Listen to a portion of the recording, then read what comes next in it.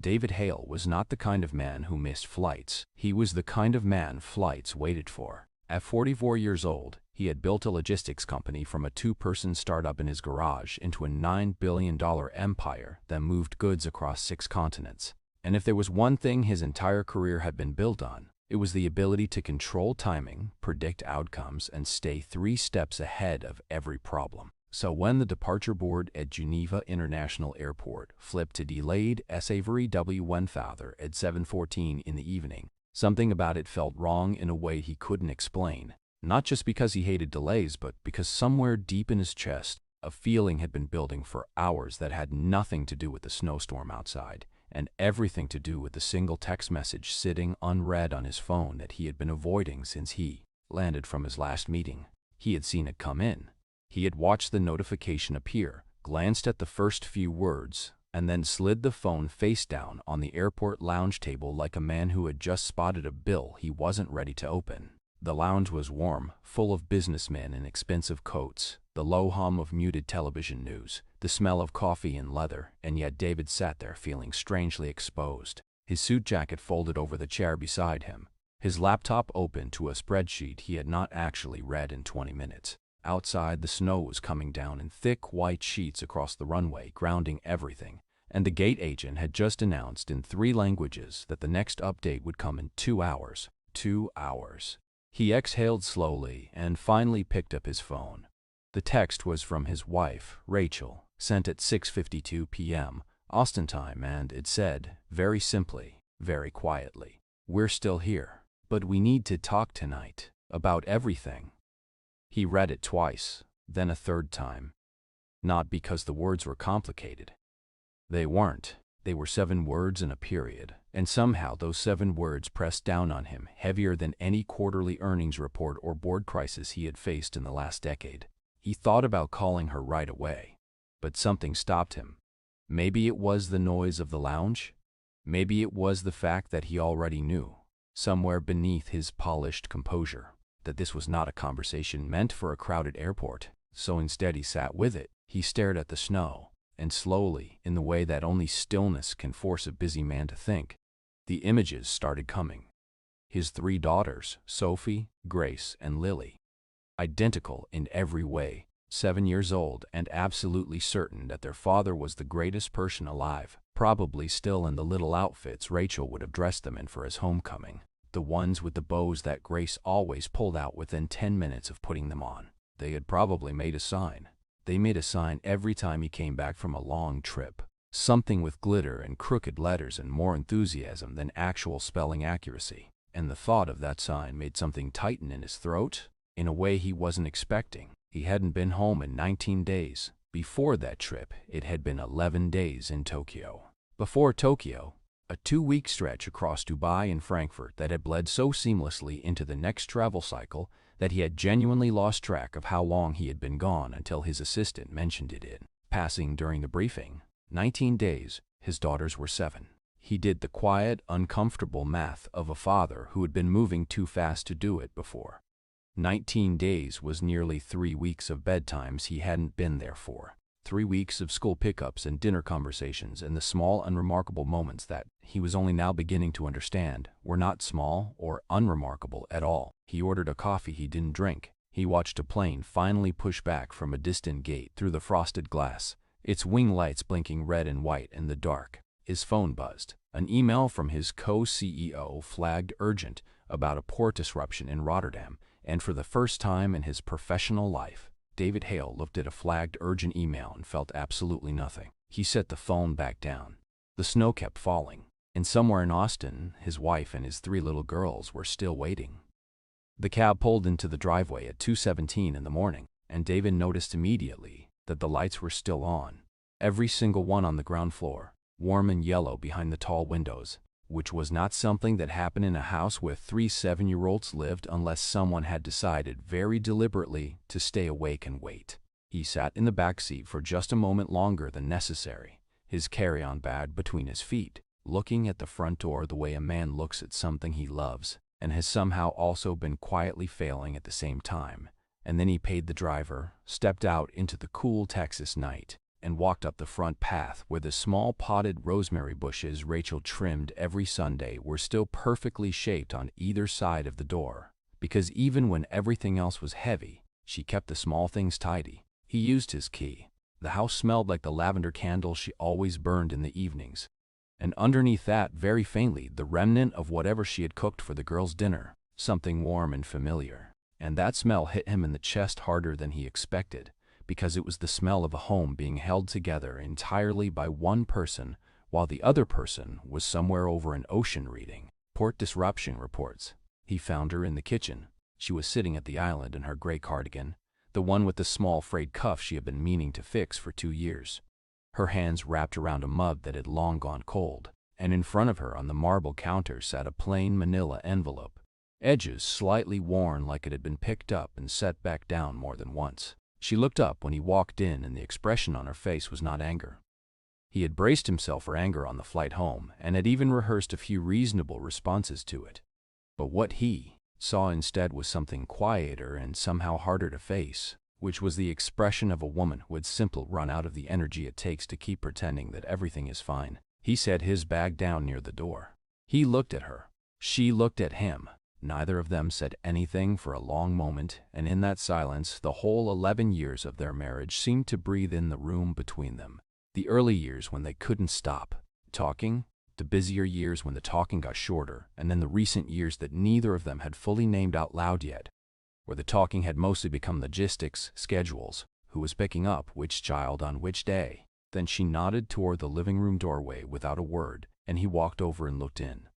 And there they were, all three of them, Sophie, Grace, and Lily, curled together on the large sectional couch like a single warm creature, their welcome home dresses still on, their little shoes lined up in a row by the door with a neatness that was entirely Rachel's doing, and draped over the three of them was the big knit throw blanket that usually lived on the armchair, which meant Rachel had covered them some time after they fell asleep waiting, and above the staircase the glittery banner they had made was still hanging, slightly lopsided now, one corner having come loose from the tape, the letters spelling out, "Welcome, Home, Daddy," in 4 different colors of paint. He stood there looking at it for longer than he intended to.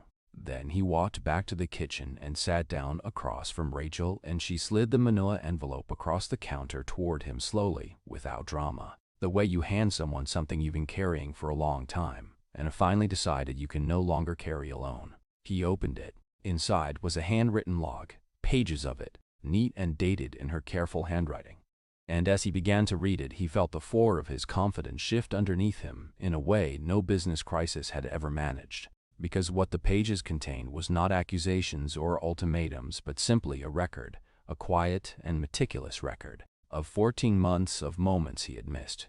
Grace's school play where their neighbor had sat in his empty seat, Lily's hospital stay when her appendix flared up at midnight, and Rachel had driven her alone, Sophie's reading award that she had apparently mentioned to him twice on the phone, and he had responded to with, "That's great, sweetheart," while clearly half listening to something else, a parent-teacher conference, a birthday party, a first lost tooth, each entry dated, each one noted simply and without embellishment, and beside many of them, in small letters, just the reason: Tokyo, Dubai, board meeting, conference call. He turned the pages slowly. He did not say anything. He was a man who processed data for a living, and the data in front of him was the clearest, most irrefutable report he had ever been handed, not about his company, but about himself. What happened next was not a fight, and that was the part David would think about for a long time afterward, because he had always assumed that when the hard conversation finally came, and some quiet part of him had always known it was coming, it would arrive loud, with raised voices and slammed doors and the kind of sharp words that cut and then later need stitching. But instead, Rachel just sat across from him in the kitchen at 2 a.m. in her frayed gray cardigan, and she began to talk in the calm, measured voice of a woman who had rehearsed this moment alone so many times that the emotion had been worn smooth, like a stone that had been turned over and over in a pocket for months until all the sharp edges were gone. And what came out of her was not rage, but something far more difficult to sit across from, which was the plain and undecorated truth. She told him that before they had the girls, before the company had exploded into what it became, before the travel schedules and the staff and the estate with the perfectly trimmed rosemary bushes, she had been a pediatric surgeon. Not a good one. A genuinely exceptional one. The kind her supervising doctors had pulled aside during her residency to tell her quietly that she had a rare instinct for it. The kind who remembered the names of every child she treated and followed up on cases long after she was required to. And David knew this, of course he knew this, but somewhere in the machinery of their busy life together, he had stopped actually thinking about what it had meant for her to walk away from it. When the triplets were born early and Lily needed intensive therapy in those first 2 years, Rachel had stepped back from her career without making a production of it, had simply told David she was taking a break and would return when things settled. And David had nodded and said of course, and had then proceeded to build the next 4 years of their life together on the quiet assumption that she was fine with that arrangement, that the break had become a choice, that Rachel, competent, composed, always managing Rachel, had made her peace with it and moved on, because she never said otherwise, and he had never thought to ask deeply enough to find out. But she hadn't made her peace with it. What she had done instead was something she was only now, sitting in this kitchen, saying out loud for the first time. She had buried it, very carefully, under layers of purpose and routine and the genuine love she had for her daughters, and she had filled the space her career once occupied with everything that needed filling. The school runs and the therapy appointments and the household management and the charity boards that David had signed her name to without asking, because it looked good for the company's public image. And she had carried all of it for years without once asking him to take any of it from her, because asking had never seemed to go anywhere useful, and after a while, it becomes easier to just keep carrying than to keep asking and be half heard. Then she told him the part he didn't know. She told him that for the past 8 months, she had been seeing a therapist, not for maintenance or general wellness the way some people do, but because she had woken up one morning, unable to get out of bed, and had lain there staring at the ceiling for 40 minutes before she could make herself move, and that had frightened her enough to pick up the phone and call someone, and the therapist had given a name to what she was experiencing: burnout, anxiety, a slow erosion of self that happens when a person spends years giving everything outward and nothing inward, and hearing it named had helped, but it had also cracked something open in her that she hadn't fully been able to close since. And in that open space she had started asking herself questions she had been too busy and too tired to ask before. Questions about who she was outside of this house, outside of being his wife and their mother, outside of the role she had slipped into so gradually she hadn't noticed it happening until one day she looked in the mirror and couldn't quite locate the woman who had once stood in a hospital hallway at midnight knowing with total certainty that she was exactly where she was supposed to be. She had, she told him quietly, looked into what separation would involve. Not because she had decided, but because she had needed to know she had a door, even if she wasn't walking through it. Because sometimes just knowing the door exists is the only thing that keeps you from feeling completely trapped. David sat very still through all of it, his hands flat on the counter, and he did not interrupt her once. And when she finished, the kitchen was completely silent, except for the hum of the refrigerator and the faint sound of one of the girls shifting on the couch in the next room. And David looked at his wife, really looked at her, maybe for the first time in years, and understood with total clarity that while he had been building something enormous out in the world, something equally important had been quietly coming undone right here at home. And he had been the last person in the room to see it. The sun came up slowly that morning the way it does in early spring, pale and unhurried, pushing thin light through the kitchen windows and across the counter where the manila envelope still sat. And David had not slept and neither had Rachel. And somewhere around 6 in the morning, the girls began to stir on the couch in the next room, the small sounds of children waking up drifting through the quiet house. And David made a decision, not a loud one, not a dramatic one, not the kind of decision that gets announced with a speech, but a quiet, firm, irrevocable decision of the sort that a person makes when they have finally been still long enough to hear what actually matters. And before Rachel could say anything else, and before the girls could fully wake up, and before the morning could pull him back into the familiar current of calls and emails and urgent things, he picked up his phone and called his executive assistant, a sharp and deeply capable woman who had worked alongside him for 12 years and had rescheduled, reorganized, and reconstructed his calendar through IPOs and acquisitions and international crises without ever once being caught off guard. And when she answered on the second ring with her usual crisp efficiency, he told her to clear everything. Not tomorrow, not the week, everything, for the next 30 days. And there was a pause on the line. The kind of pause that a person makes when they are genuinely unsure whether they have heard correctly, and she asked him to repeat it, and he did, calmly and clearly, and then he called his co-CEO and handed over full operational control for the month, and said he was dealing with something personal and would be in touch when needed, and he put the phone face down on the counter and did not pick it up again for the rest of that morning. And that small act, that simple turning over of the phone, felt more significant than signing any contract he had ever signed, because it meant he was choosing, for the first time in a very long time, to be somewhere completely, without one foot already out the door toward the next thing. The girls came padding into the kitchen in their crumpled welcome home dresses, hair messy from sleeping on the couch, and when they saw him standing there, they stopped for just a second, the way children do when something is different from what they expected. And then all three of them rushed him at once, and he crouched down and caught them and held on longer than he normally would have, long enough that Grace pulled back and looked at his face with the particular directness that she had always had, even as a toddler, and said, "Daddy, did you sleep here?" And he said yes. And she accepted this information and moved on immediately to asking what was for breakfast, because children are remarkable that way. The way they make room for things and then just keep moving forward. And David stood up and looked over their heads at Rachel, who was leaning in the doorway watching, and something passed between them that wasn't resolution yet, but was at least the beginning of honesty, which is always where resolution has to start. He made breakfast, badly, in the way of a man who knows where the office kitchen is but has never fully learned his own, burning the first batch of eggs and using entirely too much syrup, and spending a confused 90 seconds looking for the good plates before Sophie, with great patience for a 7-year-old, climbed down from her stool and opened the correct cabinet for him without being asked, and Lily showed him where Rachel kept the orange juice behind the big water filter, and Grace critiqued his egg technique with such specific and earnest authority that he laughed, a real laugh, not a polished one, and Rachel stood at the counter and watched her husband fumble through a Tuesday morning breakfast in his own kitchen, and something in her expression shifted very slightly, not all the way, but enough. In the weeks that followed, David showed up in ways he had not shown up before: school drop-offs, therapy appointments for Lily, whose speech sessions he had previously known about only in the abstract way of a man who has been told something important and filed it under things Rachel handles.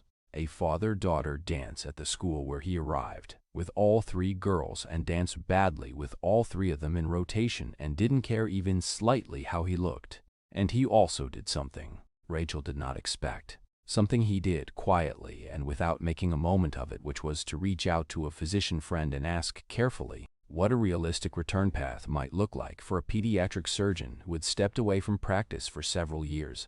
And he wrote down what he was told, and he printed it, and he left it on Rachel's desk in her study without a note, without a conversation starter attached to it, without any framing at all. Just the information sitting there like a door being opened from the outside by someone finally paying enough attention to realize it had been closed for far too long. And then he walked away and let her find it herself, because some things a person needs to discover on their own terms, and he was only beginning to understand the difference between helping and deciding for someone, between support and control, and between being present in a house and actually being there.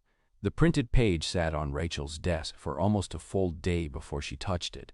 And when she finally picked it up and read it, she stood there in her study for a long time in the particular stillness of a person who has just been handed something they had quietly stopped believing was ever coming.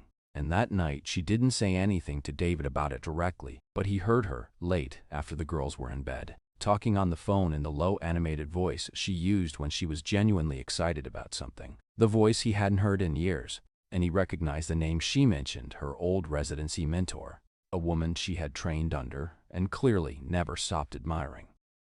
And he didn't interrupt and didn't make it about himself and didn't stand in the doorway waiting for acknowledgement. He just heard it and went back to what he was doing, and that small act of restraint, of giving her that moment entirely without inserting himself into it, was perhaps the most important thing he did in all of those 30 days, because it was proof, quiet and private, that he was learning the difference between a man who changes his schedule and a man who actually changes. The months that followed were not a fairy tale, and neither of them would have described them that way if you ask, because the truth about real repair is that it is slow and uneven, and there are weeks when everything feels genuinely better, and then a Wednesday where old patterns resurface and someone says the wrong thing, and you realize the work is longer than you originally estimated. And they had those Wednesdays, more than a few of them, and they sat through them in the therapist's office every Tuesday, both of them together this time, in a room with low lighting and a small plant on the windowsill that Rachel once mentioned she liked.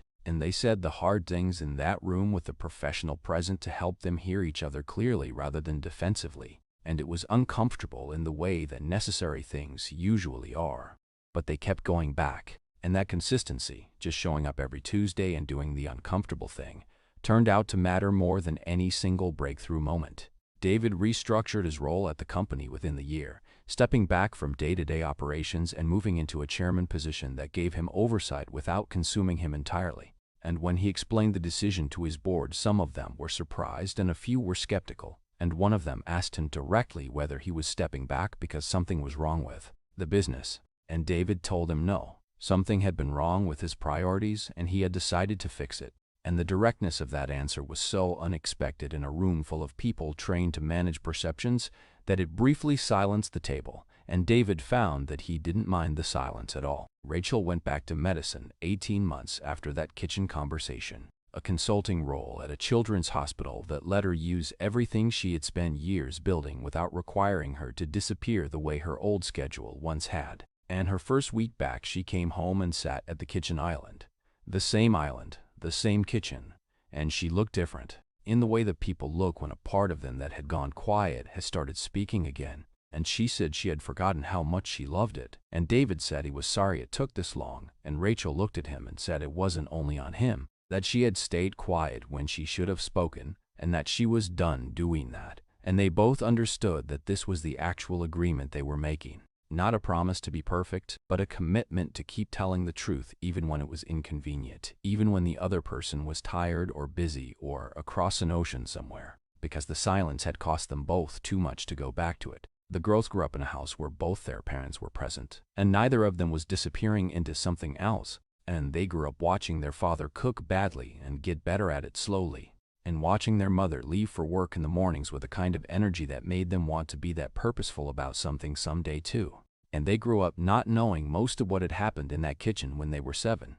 Because children don't need to carry the weight of their parents' hardest nights. They only need to see what gets built afterward.